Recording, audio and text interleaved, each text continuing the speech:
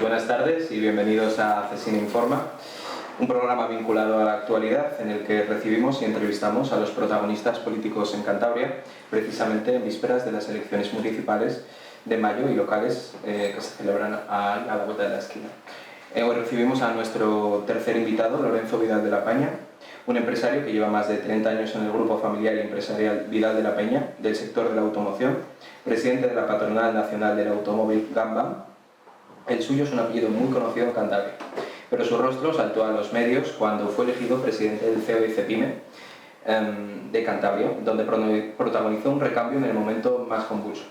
Unió a los empresarios con un liderazgo fuerte y voz reivindicativa muy crítica con la gestión industrial y económica del gobierno de Cantabria, y en las anteriores elecciones autonómicas de 2019 abandonó la presidencia del COE para presentarse como número 2 en la candidatura del Partido Popular. Durante estos 4 años como parlamentario ha ejercido de portavoz de Industria y de Empleo y presidente de la Comisión de Economía y Hacienda. Ha presentado iniciativas orientadas a instar al Gobierno a desarrollar proyectos como el Plan Industrial o el Plan de Movilidad Productiva. Vidal de la Peña anunció el mes pasado que abandonará la actividad política al final de la legislatura, y es que ha decidido regresar a la sociedad civil para seguir trabajando por el sector empresarial, donde, en su opinión, la política ha demostrado en demasiadas ocasiones formar parte más del problema que de la solución. Buenas tardes, Lorenzo. Gracias por venir a nuestro programa y por responder a las preguntas de los periodistas Margot Ibáñez y Andrés Viana. Buenas tardes y muchas gracias por invitarme. Bueno, empezamos con la entrevista propiamente dicha, si le parece. Y bueno, la primera pregunta es que hace 4 años usted intentó comparecer en el Parlamento como presidente de la COE. Y le dijeron que para eso necesitaba ser un diputado. Tras la falta de sintonía con Buruaga, ¿se arrepiente usted de haber optado por el Partido Popular? Es decir, a día de hoy, ¿elegiría otro partido político? No.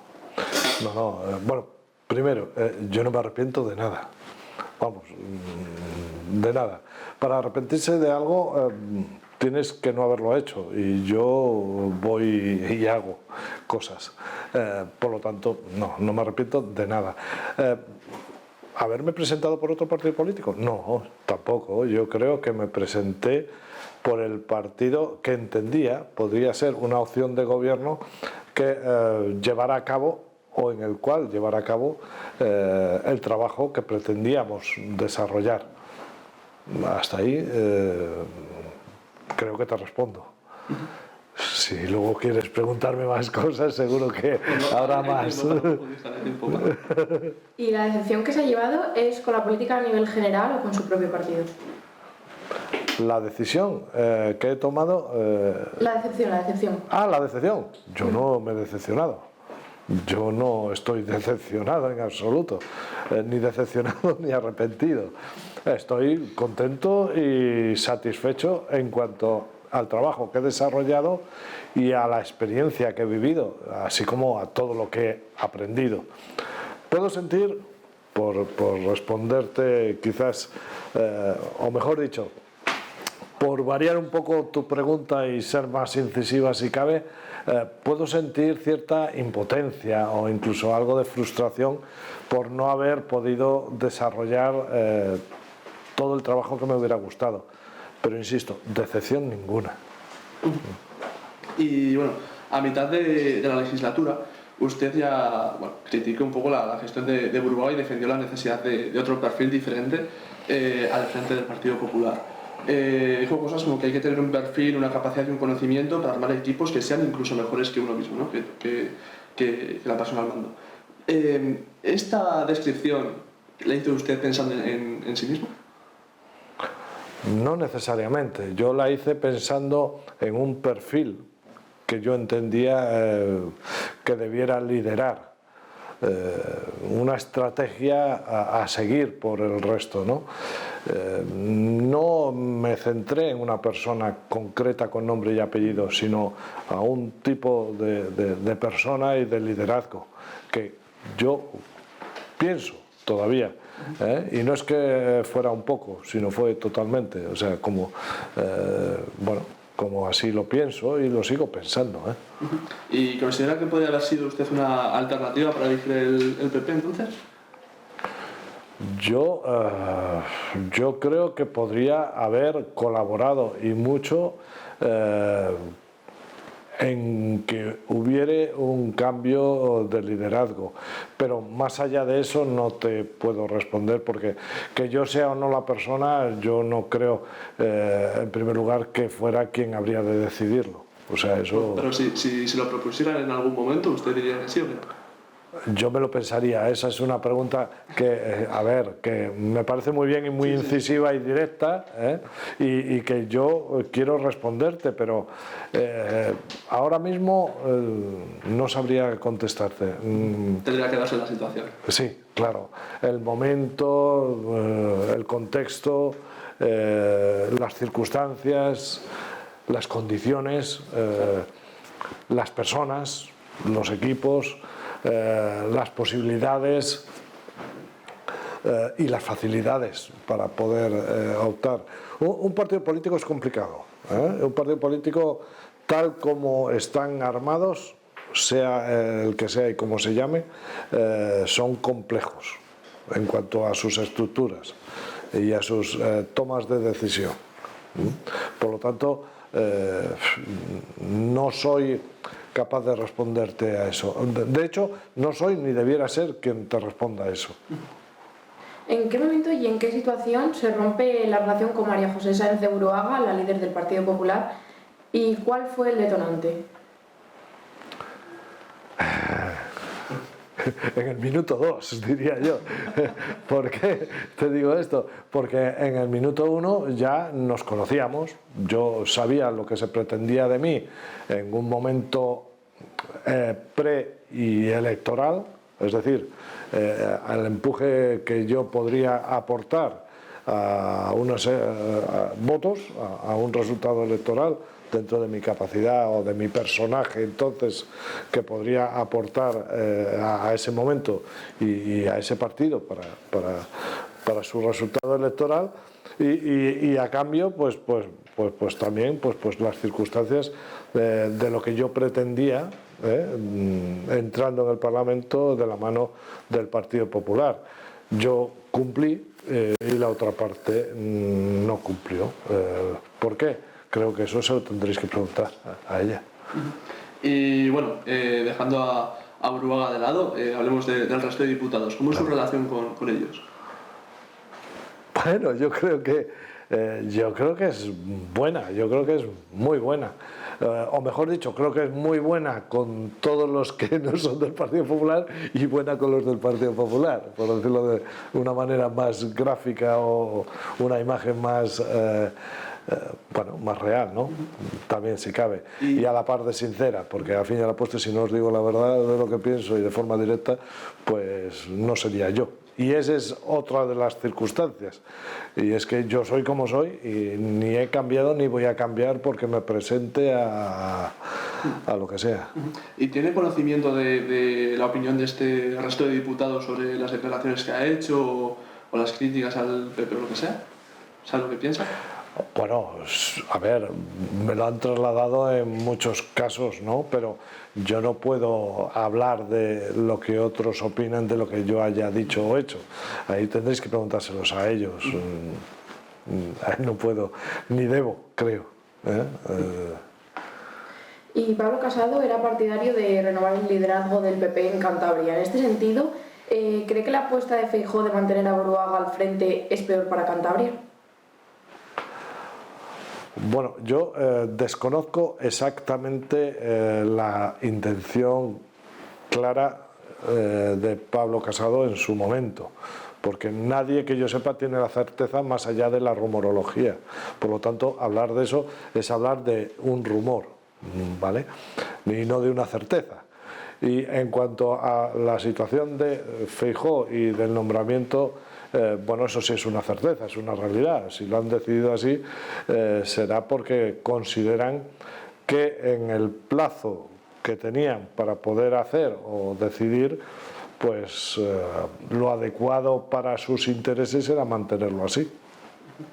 ¿Y cree que con la anterior directiva nacional hubiese tenido oportunidades de una renovación del Partido Popular en Cantabria y un cambio de liderazgo? Mira, eso ya da igual. Yo creo que las circunstancias son las que vivimos y el momento es el actual. Y hoy los bolos están pinados así, que se viene a decir en esta tierra, y por lo tanto es con los que tienes que jugar. No hay más. ¿Que hubiera sido de otra manera en otras circunstancias? Probablemente, no te quepa duda. ¿Que llegarán a ser diferentes más adelante? Muy probable también, pero hoy son como son. Y bueno, cambiando un poco de tema, ¿cuál de los dos perfiles, Marcano, Francisco Martín, el actual gestor del Puerto de Santander, desde su punto de vista, cuál desempeñaba mejor su función como consejero de Industria? Ninguno de los dos. Sinceramente, yo y a cualquiera de los dos se lo he dicho claramente en privado y en público. Básicamente porque no tienen en cuenta, ni han tenido en cuenta las consideraciones, ni las opiniones, ni las aportaciones, ni las colaboraciones que incluso de forma oficial, y tengo que reconocer que incluso extraoficialmente y por detrás y en privado, he ofrecido. Ninguno de los dos las ha tenido en cuenta. ¿Diferencias entre uno y otro? Yo creo que lo decía en una entrevista de un medio escrito. Creo que uno cree que es el más listo y el otro cree que los demás, o el otro busca que los demás piensen que lo sea. O sea, vamos a ver, son dos personalidades diferentes.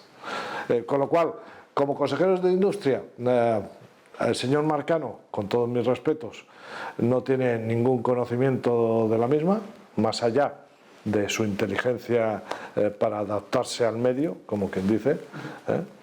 Y el señor Martín, pues básicamente viene de otros ámbitos y tampoco, aun cuando pudiera estar más cercano. Yo creo que, desgraciadamente, ninguno de los dos. Y digo desgraciadamente porque de ahí que no haya una política industrial en Cantabria, con lo cual ambos dos han sido una pérdida de tiempo. Y una de las cuestiones más polémicas es la disciplina de voto de los partidos políticos. En los 4 años que ha estado sentado en la banca popular, ¿ha tenido que votar alguna vez en contra de su criterio o ha sacrificado sus principios en alguna ocasión en favor de la postura de su partido? Bueno, mira, verás, esa es otra de las cosas que no comparto y que me cuesta de entender. Es decir, yo salgo elegido, igual que cualquier otro diputado, en una lista de un grupo parlamentario, y a partir de ahí ya simplemente soy un número a la hora de votar cuando se vota, siguiendo la decisión de quien dirige el partido en ese momento. Pues hombre, no me parece como muy bien, ¿no? Yo soy partidario de que al menos haya un debate interno y en ese debate se generen opiniones y se discutan, y a partir de la cual salga una decisión y un voto que habrá de ser unánime o que habrá de ser consensuado, el que uno pueda tener por sus principios pues su voto diferente. Pero es que este no es el caso. Aquí o votas con el partido o eres masacrado. Y bueno, hablando de industria, usted impulsó un plan de industria para Cantabria desde la COE. Le ofreció al gobierno de Cantabria. ¿Qué pasó con él? Bueno, nosotros desde la COE impulsamos, bueno, desde el diálogo social, en principio planteamos durante 3 años que se desarrollara un plan industrial para Cantabria en la anterior legislatura, ¿no? Bueno, hace 2 legislaturas diría yo, no, sí, en la anterior. Y bueno, eso no fue posible durante 3 años, por eso ya quedando un año, pues lo que decidimos fue coger el toro por los cuernos, pagarle, financiarle y desarrollarle nosotros con la colaboración de todo aquel que quiso participar, políticos incluidos, y bueno, llevamos a efecto un plan que era Cantabria 2030, ¿no? Y ese le ofrecimos al gobierno entonces y bueno, pues el mero hecho de no ser suyo pues no le hizo mucha gracia y planteó como alternativa uno que desarrolló en 6 meses de cualquier manera. ¿Y tiene la esperanza de que al menos siga en un cajón o cree que ha ido a la trituradora directamente? No, yo creo que ese plan continúa siendo desarrollado por la COE de una manera, bueno, pues cada uno puede tener sus gustos de a qué velocidad o con qué contenido, pero en realidad es un proyecto vivo en el cual se puede seguir trabajando y desarrollando. Lo que sí que es cierto es que al final no nos olvidemos que es el gobierno de turno el que tiene que aplicar y desarrollar cualquier política que se haya de ejecutar en la comunidad. Y si este no quiere o no le interesa o no le parece bien, porque esa es otra de las circunstancias que se dan en esta tierra también, ¿no? Y es que si tú haces algo por el mero hecho de hacerlo tú y no yo, ya no me vale. Sí, o sea, como un rasquemor.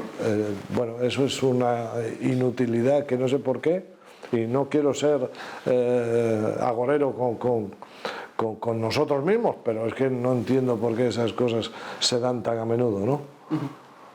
Y estos días hemos conocido que la empresa Digitex trasladará 159 puestos de trabajo a Jaén o a Cataluña. ¿Qué se puede hacer para frenar la deslocalización de empresas? Que tengan facilidades para trabajar, básicamente. O sea, pero me da igual Digitex que Sidenor, que la una, que la otra, que lo que sea. Hablamos de, bueno, en primer lugar, de que el gobierno, como hablábamos, debiera prever y planificar, es decir, tener una estrategia, tener un plan, una planificación de lo que quiere que sea Cantabria en sí misma, ¿no? Y en este caso, en la parte industrial, contando con las facilidades que puede aportar para que se desarrolle actividad en su tierra, ¿no? En su territorio, ¿no? Como tienen otras comunidades en todos los países del mundo, bueno, en muchos países del mundo, ¿no? Y que aquí carecemos. Por lo tanto, si no tienes facilidades o si en otro sitio las tienes mejores, ¿tú qué harías? Quiero decir, es que es ridículo. Por lo tanto, pues lo que hay que hacer es dar facilidades y luego dejar que la gente trabaje y ya está. No se trata de participar o querer ingerir como gobierno en la actividad de la empresa o de los trabajadores, no, se trata de dar el ecosistema que facilite que se implanten y que la gente pueda trabajar dignamente, punto. Es que no tiene tanto misterio. Hablando precisamente de estas facilidades y demás, Cantabria ha sufrido recientemente huelgas en el sector del metal, también en Aspra, ¿no? que según sostiene la misma dirección, ha afectado severamente a su negocio. ¿Cree que los sindicatos están cumpliendo correctamente su función o que este tipo de situaciones tendrían que resolverse por otra vía? Estas situaciones se han de resolver en interno, siempre. Es decir, el comité de empresa que sea y la dirección de la empresa que sea. Y entre ellos han de dialogar y alcanzar el acuerdo que sea necesario. Si para lo cual necesitaran una ayuda externa, pues la habrían de solicitar ambas dos partes para que, bueno, dentro de esa planificación o acuerdo al que se llegue, pues se requiera la ayuda que necesiten para llevarla a cabo. Y ahí es cuando podría entrar un externo, sea un gobierno o sea quien sea, pero no antes. Por lo tanto, bueno, yo creo que es muy fácil también decir que los sindicatos tienen la culpa. No, yo no estoy de acuerdo. Sí, tienen la culpa todos, los sindicatos y las organizaciones empresariales. O sea, aquí es una cuestión de diálogo y de acuerdo, no de que uno es el malo y no. Aquí, los conflictos se tienen que resolver primero en casa, ¿no? Claro. Claro, por supuesto, y entre las partes que necesariamente afecta, claro, lógicamente. Y además hay que, lo que pasa es que ese es otro problema, y es que yo creo que no estamos suficientemente preparados para negociar y formados, que esa es otra, porque yo creo que también para negociar hace falta una formación y actualizar las formas y maneras en las cuales se puede y se debe negociar. Y yo creo que hemos venido aprendiendo con la experiencia. Cuando hoy en día tenemos las herramientas como centros de estudios en los que se nos podría enseñar a negociar. Es importante, porque el mero hecho de negociar, ambas partes queremos ganar. Y sin embargo, para llegar a un acuerdo, ambas partes tenemos que perder. Y por otro lado, solemos discutir sobre lo que no estamos de acuerdo, sin haber sentado la base de lo que ya estamos de acuerdo. O sea, antes hablamos de lo que nos distancia que de lo que... Vamos a dejar claro lo que nos acerca, ¿vale? Es un poco lo que decía antes, ¿no? Con lo de su propio proyecto, ¿no? Que como no lo han hecho ellos, como que no sale adelante, es un poquito como que esa naturaleza del ser humano, ¿no? Que nos aleja más que nos une. Sí, del ser humano tonto, ¿vale? Sí, porque ya yo creo que hemos evolucionado un poco y ya andamos con dos piernas y ya tenemos cabeza para pensar y bastante experiencia como para saber cómo la podemos cagar, vamos a decirlo así, ¿vale? Y perdóname la expresión, pero es una realidad. Si nos ponemos de acuerdo, o mejor dicho, si hablamos y dejamos clarito lo que estamos de acuerdo tú y yo, y luego discutimos las diferencias, ¿no es mucho más fácil? Totalmente. Pues no. Primero discutimos de las diferencias y así no nos ponemos de acuerdo ni en lo que ya estábamos de acuerdo. Con lo cual, ese es el problema. Necesitamos formarnos en negociación, tanto sindicatos como organizaciones empresariales, y tenemos que actualizarla y modernizarla. Y no seguir con la de siempre, pues ahora me levanto, pues ahora me enfado, pues ahora pongo una barricada, pues ahora no hablo contigo, que dice el otro, pues no, oye, perdona, a ver, espera un poquitín. Una lucha de orgullos. Al final, ¿hasta qué punto los egos no tienen tanta participación en ello? Más allá de la responsabilidad que cada parte tiene para con los suyos, que al final es la suma de todos. Pues no, nos cuesta mucho, a todos, ¿eh? Pero bueno, es... Y cambiando un poquitín de tema, ¿qué opinión le merece a la ministra de Trabajo, Yolanda Díaz, la mejor valorada del Gobierno de España? Bueno, yo diría que tiene unas santas narices, así para empezar, ¿no? ¿Por qué no? Porque es verdad, hay que reconocérselo. Pero también es cierto que se equivoca en muchas cosas. Es cierto también que no valora en gran medida a otras partes y que además, bueno, pues digamos que le gusta pisar cabezas, como quien dice, de una manera directa o indirecta.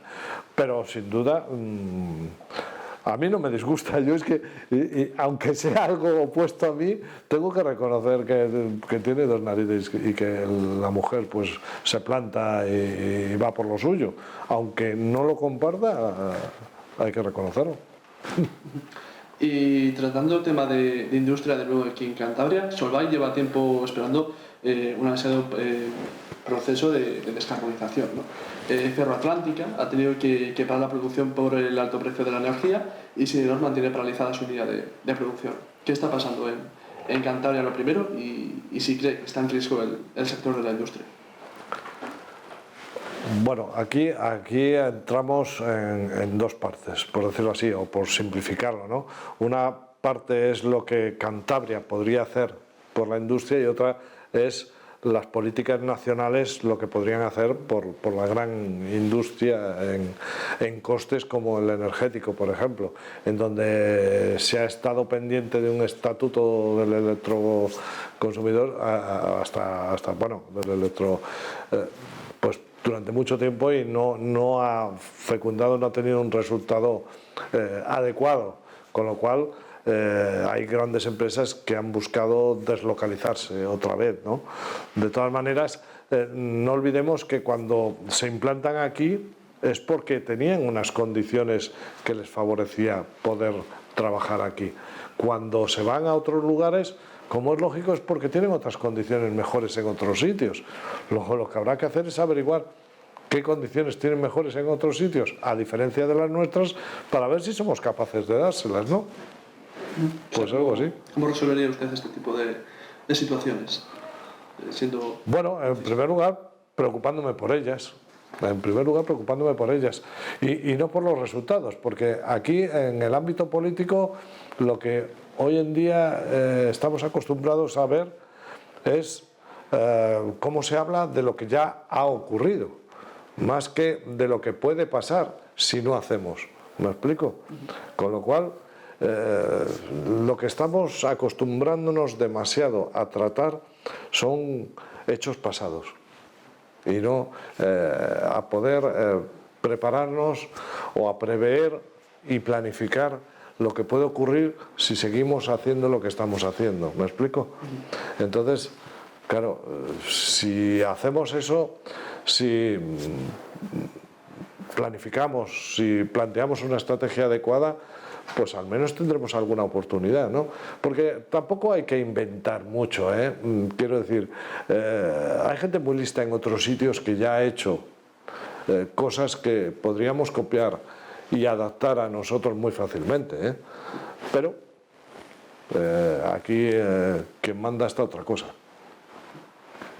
Y abandona el escaño y la política y volverá a ponerse al frente de su grupo empresarial. ¿Pero contempla la posibilidad de mantener su perfil de reivindicación pública desde otro escaparate o se plantea volver a tener protagonismo en la COE Cántabra? Yo no abandono nada, eso ya lo has dicho 2 o 3 veces, yo no abandono nada nunca. No, yo puedo hacer más cosas, sí, pero abandonar no. Yo reivindicativo voy a ser toda mi vida, lo he sido siempre, a ver, para el que me quiera escuchar. Y en los medios u opciones que tenga en cada momento, yo siempre voy a dar mi opinión.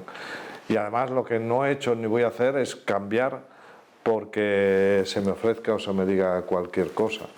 Con lo cual siempre voy a ser claro y directo como lo estoy siendo con vosotros y diciéndoos lo que pienso, ¿no? ¿Dónde? No sé en dónde. No lo sé.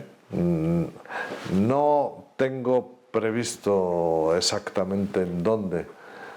Sí creo que he aprendido mucho durante estos 4 años de diputado y creo que podría ser muy aprovechable lo que he aprendido. Pero no sé en dónde ahora mismo, sinceramente, ¿eh? Y bueno, uno de los asuntos que más polémica ha levantado en estas últimas semanas ha sido la decisión de Ferrovial de trasladar su domicilio social a los Países Bajos. ¿Respalda esta decisión? ¿Qué alternativa tiene para mantener la rentabilidad de su negocio? Si fuéramos capaces de que Ferrovial o cualquier otra empresa, si es que volvemos a lo mismo, claro, o sea, quiero decir, ya no facilidades, por aquello de fácil no hay nada, pero ¿qué diferencia obtiene Ferrovial yéndose a otro sitio? Con todo lo que presupone, ¿seríamos capaces de dárselo? ¿Por qué nadie dice, pues mira, ahora mismo las condiciones de Ferrovial, en este caso, son estas, para todo su volumen de negocio, son estas, y allí donde se va, van a ser estas otras? Bueno, ¿por qué nadie habla de...? Y entonces podríamos entrar en un debate de valorar, oye, ¿merece la pena que en función de los no sé cuántos miles de puestos de trabajo que pudieran llevarse o no llevarse o dejar de hacer, pues nos interese mantenerle estas condiciones o no? Pues no lo sé, nadie habla de eso, ¿no? Aquí todo el mundo habla de impuestos, creo. Yo no he escuchado otra cosa. Y vamos con otro asunto. Desde su posición en la empresa, ¿cómo valora la formación de los jóvenes en este país? ¿Se adapta el sistema educativo al mercado laboral? No, venga. No, a ver, no, porque es lo primero que se me ocurre, porque hay serios problemas, o sea, y me da mucha rabia, porque hay gente con muchas ganas, hay gente con muy pocas ganas, eso también, pero bueno, eso es lógico y en todos lados. Hay muy buenos centros de formación, como este y tantos otros, en donde podéis salir al mercado laboral con herramientas como para obtener un puesto, pero luego se hace difícil tener un proyecto de vida en una tierra como esta, con lo bonito y lo bueno que sería, ¿no? Y con esto no quiero decir que no haya que salir, sino todo lo contrario. Hay que salir, hay que aprender, hay que ver, hay que ganar en apertura de miras y ¿vale? Y luego volver para aplicar aquí todo aquello que hayas podido obtener. Pero sin embargo, no somos capaces de daros aquí lo que necesitaríais para atraeros. O sea, os formamos, os criamos, os formamos, bueno, nosotros también, vale, pero yo voy a hablar de vosotros. Os criamos en casa, os formamos, tenéis unos estudios bien, vais a, bueno, cada uno donde pueda y hacer lo que pueda para ser mejores todavía, y buscáis y encontráis un trabajo fuera. ¿Qué tenemos que hacer para atraeros a que volváis con ese bagaje que ya tenéis, a que lo apliquéis aquí y hagáis de Cantabria algo mejor? Pues que se dé el ecosistema para que realmente haya actividad, vosotros encontréis el puesto que necesitáis, tengáis la formación en el idioma que necesitáis para vuestros hijos aquí, que tengáis bueno, el proyecto de vida que queráis tener, la vivienda que necesitáis, y etcétera, etcétera, etcétera.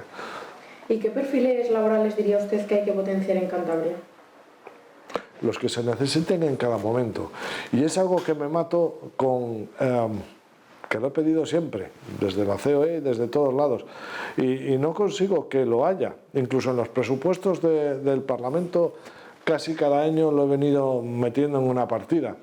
Hace falta saber qué es lo que se demanda para que quien tiene la capacidad de ofertar pues conecte, porque si no van a salir gente formada en cosas que aquí no necesitamos y no vamos a tener gente formada en lo que necesitamos aquí, con lo cual tenemos que salir fuera a buscarlo.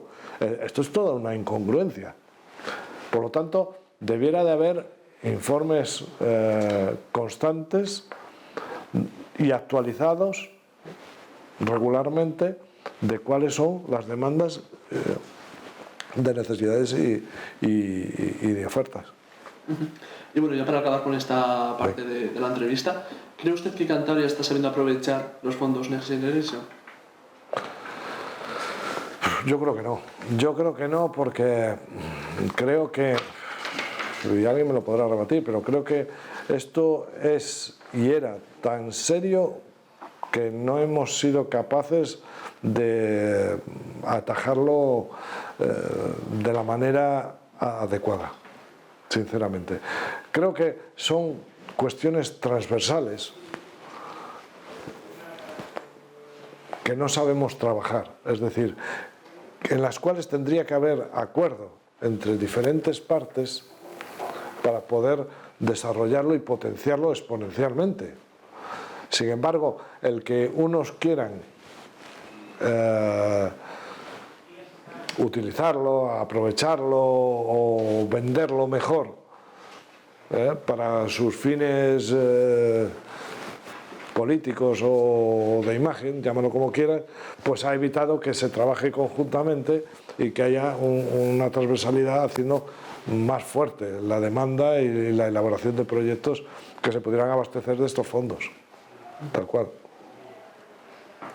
Vale, pues ahora vamos a ir con una serie de preguntas cortas y quizás más sencillas. La primera pregunta es, ¿de qué político se lleva la mejor impresión en estos 4 años? A ver, ¿de qué político me llevo la mejor impresión? ¿Como mejor político o como mejor personaje? Porque, puedes responder a las dos. No, en esta Cantabria es muy difícil, porque yo me llevo una muy buena impresión de Revilla, de Miguel Ángel Revilla, a quien sinceramente pues he ganado en respeto, y mucho, porque realmente es así, pero sin embargo es cierto que, con todo mi respeto, no sabría decir qué es lo que ha hecho por Cantabria, más allá de ser presidente. No sé si con esto te respondo. Sí. ¿Y de la peor? ¿Cuál es la peor impresión? Que igual es complicado. Bueno, yo creo que no hace falta decirlo porque lo han mencionado tus compañeros en varias ocasiones. ¿No se muerde la lengua nunca? ¿Se ha mordido usted la lengua en estos 4 años o va a empezar a hablar ahora más? No, yo lo mismo. No, exactamente igual. No tengo... Hombre, también he aprendido a guardar un poco los tiempos. Es decir, hay que ser también prudente si quieres obtener o que se obtenga un mejor resultado en un determinado ámbito, en que aun cuando lo que tienes por decir, y sabes que lo vas a decir porque yo no me sé callar, pues quizás no sea el mejor momento hoy y puede que lo sea mañana. Ya con respecto al puente de Baño que se avecina, cree que, bueno, tengo entendido que le gustan las motos, entonces, sí, ¿qué claro. ruta nos recomienda para hacer este puente del trabajador? Es que Cantabria es muy bonita, ya sea en moto, en bici, andando, en coche o como quieras, ¿no? Cantabria es muy bonita. Cantabria es que, y con esto no pretendo venderlo, mira, tengo la suerte de haber viajado mucho y conozco, te diría que casi todos los países del mundo. O sea, he tenido esa suerte, aparte de que me guste mucho, ¿no? Y sin embargo, Cantabria, mira, he tenido que llegar a Nueva Zelanda para darme cuenta de que es tan parecido a Cantabria que alucinas, o sea, por el mero hecho además de que está justo debajo. Quiero decir, en Cantabria tenemos 1 millón de rincones donde flipar, o sea, y me da igual si te gusta el mar, la montaña, los ríos, que los lagos, fíjate, o sea, me da igual. ¿Con quién sería en ruta? ¿Con Casado o con Feijóo? ¿Cuál prefiere? Hombre, sería bonito ir con los dos a la vez, ¿no? Así como, ya que lo dices. Como si todos tienen que escoger uno. Uf, si tengo que escoger uno me voy con un amigo, ¿no? Que puede ser mujer u hombre, o sea, por un amigo. ¿Y siendo diputado ha tenido que ponerse la corbata más veces de las que hubiera querido? Yo creo que fui de los primeros que se la quitó. Y no por esto, cuidado, y no por esto se pierde el respeto a la institución, sino que esa es otra de las cosas que también he ganado. Y además mucho, el respeto por la institución del Parlamento, sinceramente. Y es algo que me encantaría que se pudiera trabajar más a fondo por parte de todos, y indistintamente del color del grupo político, para dotar al Parlamento o para darle al Parlamento la imagen ante los ciudadanos que debiera tener, sinceramente. Y cuando está en el Parlamento trabajando o en sus empresas, ¿qué está haciendo? Si es que le quedan horas. No, a mí nunca me quedan horas para una cosa ni para la otra. O sea, vamos, a no ser que amplíen las 24, pero ni con el cambio horario. O sea, porque nos pilla durmiendo, o sea que siempre estoy en actividad, sea para una cosa o para otra, sea porque me llamáis vosotros hoy o porque me llama cualquier otro para ir a otro sitio, a hacer otra cosa. La cuestión es que siempre aprendo y a la par siempre puedo utilizar lo que aprendo, ¿no? Con lo cual... Y sobre todo, y lo más mejor de todo es que pueda divertirme con lo que haga, o sea. ¿Y se divierte usted en el Parlamento? Creo que no ha faltado ningún pleno en estos 4 años. Ay, me han cambiado de sitio varias veces, cada vez más arriba y cada vez más en una esquina y de todo. Sí, claro. Claro. Pero que por sí. la cafetería no se le ha visto mucho, ¿no? Bueno, también, ¿no? También he tomado algún café de vez en cuando y bastante, y también... yo por todos lados, me da igual, o sea, quiero decir, como si es en la sala de Bedeles que en cualquier sitio. Si preguntas por mí, todos me han visto, o sea, quiero decir que no tengo ningún problema con... No, todo lo contrario, soy participativo y además, bueno, por gracia o por desgracia, se me oye, más que se me escucha. Y viniendo a esto, ¿quién cree que es el mejor orador del Parlamento de Cantabria actualmente? Vale. En esta legislatura, hombre, es que depende el gusto de cada uno.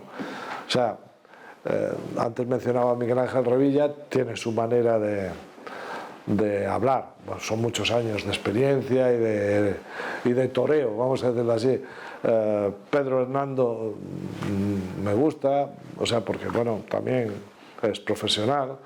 Pero también, no sé, Cristóbal Palacios también tiene su manera de, como abogado y letrado, pues él desarrolla su forma de exponer sus temas a la par que establecer el debate o la crispación también, según cómo, ¿no? Bueno, y por la parte socialista, pues no sé, tienen su manera, tanto Pablo Zuluaga como Noelia, no sé, te diría, o incluso Javier. Cada uno tiene su manera de hablar y de hacer y de trasladar, ¿no? Con lo cual, el mejor es muy difícil decirte, sinceramente. Pero yo diría que incluso según el tema también. Mira, Marcano también tiene su forma de hablar, que antes le mencionabais. Es un hombre inteligente, que habla muy bien y con el que me hubiera encantado, sinceramente, y lo he dicho antes y lo repito, haber compartido y haberme enfrentado en debate cuando él estaba más fuerte, ¿no? Por decirlo así, ¿no? Quiero decir, bueno, no sé. Y 3 preguntas rápidas. Venga. ¿Cuántos coches tiene ahora? No, perdón, ¿qué coche tiene ahora? Utilizo un Renault Austral. Ahora mismo. ¿Y cuántos ha tenido a lo largo de su vida? Mira, verás, esa es una pregunta un poco también cauciosa, si quieres, porque en realidad la mayoría de los que uso son de la empresa, no son míos. O sea, quiero decir, aunque la empresa sea propiedad, ¿no? Pero realmente, como me gusta probarlos todos, ya sea el Dacia más básico o el Renault más equipado o lo que tú quieras, siempre me gusta tener una temporadita cada uno que vaya saliendo, pues para poder hablar de lo que es, ¿no? Con lo cual, hombre, me gustan los deportivos también, ahora me gusta el Alpine mucho, pues qué te voy a contar, sí. Pero y de la misma me gustan, pues como a ti, los Porsche, los Ferrari y lo que sea posible, ¿no? Pero y si es para hacer el indio por el todoterreno, pues también. ¿Y cuál es el que más ha disfrutado de...? Uf, qué pregunta. En cada momento el que he pillado. Y según para qué también, claro. Bueno, pues... Con prudencia, cuidado. Sí. Con prudencia y con respeto también, porque para correr hay sitios. O sea que... Vale. Sí, bien. Pues muchas gracias. Hasta aquí el tercer programa de Cecina Informa. Muchas gracias al señor Vidal de la Peña por su tiempo y muchas gracias también a nuestros compañeros, a la directora del programa, a Julia Pérez y a los periodistas Margot Ibáñez y Andrés Villalón. Estén atentos a nuestras redes sociales, @Cecina Informa en Twitter y Informa Cecine en Instagram, donde seguimos informando de la actualidad política de Cantabria. Recuerden también que en el canal de YouTube de Cecina Informa pueden acceder a las entrevistas completas de nuestros invitados. Nos veremos pronto. Muchas gracias. Pues muchas